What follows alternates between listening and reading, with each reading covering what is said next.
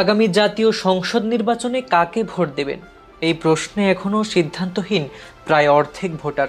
BRAC institute of governance and development বিআইজিডির সাম্প্রতিক pulse survey ৩ জানাচ্ছে সিদ্ধান্তহীনতার হার গত ৮ মাসে বেড়েছে 10.৫%-এরও বেশি।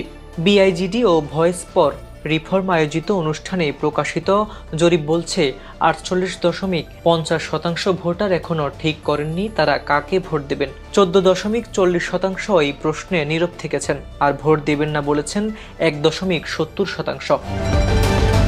সিদ্ধান্তহীন ভোটার 48.50%, উত্তর দেননি 14.40%, ভোট দেবেন না 1.70%। দলভিত্তিক সমর্থনের হিসেবে 12% ভোটার বিএনপির পক্ষে, 10.40% জামায়াতের পক্ষে আর 2.80% এনসিপির পক্ষে মত দিয়েছেন। তবে গত অক্টোবরের তুলনায় বিএনপি ও জামায়াতের সমর্থন কিছুটা কমেছে, আর এনসিপির সমর্থন সামান্য বেড়েছে। BNP 12%, Jamaat 10.4%, NCP 2.8%। নিষিদ্ধ ঘোষিত আওয়ামী লীগের প্রতি সমর্থন কমেছে 8.90% থেকে নেমে হয়েছে 7.30%।